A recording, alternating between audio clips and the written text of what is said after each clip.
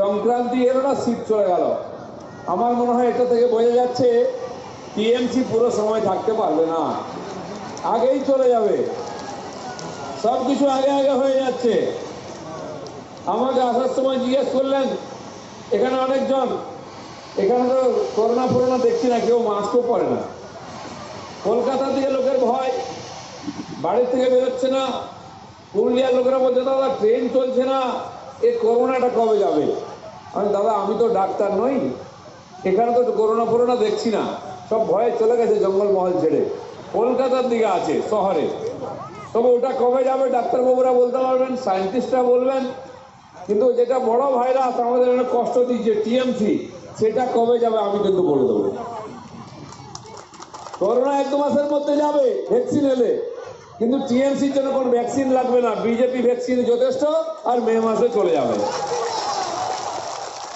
আগে অমিত শাহ এসেছিলেন কিনা বাঁকুড়াতে, আপনারা অনেকে গেছিলেন। প্রচুর লোক রাস্তাঘাটে দেখার জন্য জয় শ্রীরাম বলছে। উনি গেলেন আমাদের এক আদিবাসী বন্ধুর বাড়িতে, ডাল ভাত, শাক ভাজা, আলু পোস্ত, আলু ভাজা খেলাম আমরা। সেই ছবি দেখে দিদির মন খারাপ, বলছে বিরিয়ানি খাচ্ছে। বুঝুন, জঙ্গলমহলে কেউ বিরিয়ানি খায়? কজন বিরিয়ানি খায়? কারণ দেখিয়ে নি বিরিয়ানি, আমরা তো পান্তা আর মুড়ি খাই, তাই না? বলছে 5 স্টার থেকে নিয়ে এসছে। বাবা 5 স্টার হোটেল কোথায় আছে? আছে জঙ্গলমহলে কোথাও? দিদিমণি 5 স্টারের স্বপ্ন দেখছেন, বিরিয়ানির স্বপ্ন দেখছেন। তাই তিনি ভেবেছিলেন যেমন অমিত শাহকে ডেকে পার্টি পেতে শাল কলা পাতায় লোকে খেতে দিলে ওকে বোধহয় খেতে দেবে। উনি 3 দিন থাকলেন, বাঁকুড়ার লোক কিন্তু তাকে ডাকেনি খেতে। কেউ ডেকেছে? কারো বাড়ি গেছে? যারা বিরিয়ানি খায় তাদেরকে আমরা ডাকি না বাড়িতে, কোথায় বিরিয়ানি খাওয়াবো? উনি নিজেই চলে গেলেন একজনের বাড়িতে। উনি দেখেছিলেন অমিত শাহ খাটিয়া পেতে বসে ছবি তুলেছেন, ওনার ইচ্ছা হলো আমিও ছবি তুলি। খাটিয়া আনা হলো, ছবিও উঠলো, আমরা টিভিতে দেখলাম, কিন্তু কেউ খেতে দিল না, চাও দিল না। এবারে ঝাড়গ্রামে লালগড়ে বাড়ি, তার পাশের গ্রামের লোক লোধা সবরে না খেয়ে মরে গেল, তার খোঁজই রাখে না, এত বড় নেতা। তারই মোটরসাইকেলের পেছনে চড়ে দিদি জঙ্গলমহল ঘুরে ঘুরে লোককে বলেছিলেন আমাকে ভোট দাও, জঙ্গলমহলকে পাল্টে দেবো।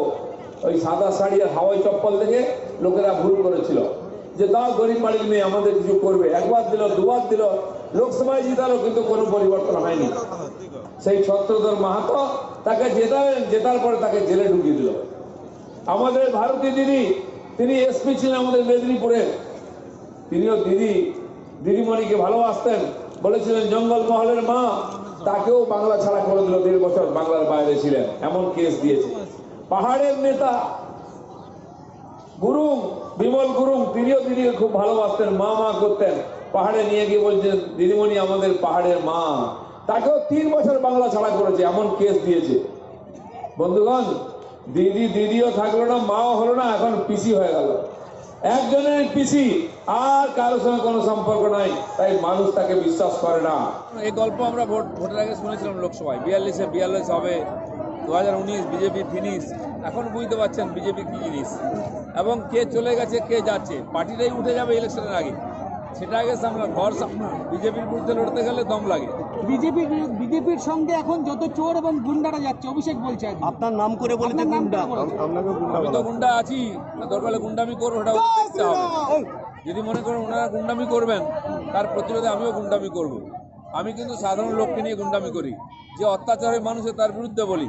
অত্যাচারীরা ওদের পক্ষে আছে, তাই মানুষ আমাদের পক্ষে আসছে আজকে। আর বলেছে পুলিশকে দিয়ে যদি ভোট করায় করুক, কিন্তু এরা তো কেন্দ্রীয় বাহিনী আর্মিকে দিয়ে ভোট করাবে। অবশ্যই করাবো, কারণ পুলিশ তো আপনাদের ক্যাডার হয়ে গেছে, মানুষের বিশ্বাসই নেই পুলিশের প্রতি, পুলিশের যোগ্যতাও নেই। আজকে মহিলাদের সুরক্ষা দিতে পারছে না, আমাদের কর্মীদেরকে মারা হচ্ছে, পুলিশের সামনে দাঁড়িয়ে দেখছে, তো তার উপরে কার ভরসা আছে? সেন্ট্রাল ফোর্স আসবে এবং শান্তিপূর্ণ নিরপেক্ষ ভোট হবে। মমতা ব্যানার্জি এখনো টালির বাড়িতে থাকেন, হাওয়াই চটি পড়েন, প্রধানমন্ত্রী 6 কোটি টাকার গাড়ি চড়ে বেড়ান। উনি কেন 7 কোটি টাকার বাড়িতে থাকেন? মুখ্যমন্ত্রী ছবি টাঙিয়ে ইলেকশন যেতে যাবে না। ওনার ওই যে শাড়ি আর চটি দেখে লোকে বোকা বনেছিল, কিন্তু খাটের তলায় যে এসি মেশিন সেটা তো লোকে জানে না, সেটা লোকে জেনে গেছে এখন।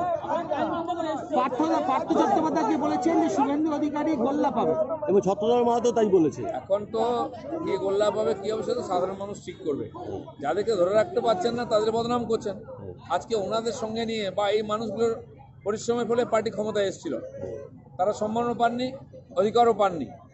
একজন মন্ত্রী পদত্যাগ করে বলছে 4.5 বছর একটা ফাইল পেয়েছি, সে ক্রীড়ামন্ত্রী, তার অবস্থা ভাবুন, পশ্চিমবাংলার ক্রীড়া দপ্তরের অবস্থা ভাবুন। খেলাধুলা মানে এখানে 60টা তাস লুডো এই আছে, বাকি বাংলার প্রতিভা যারা খেলার জন্য তাদের কোনো সুযোগ নেই।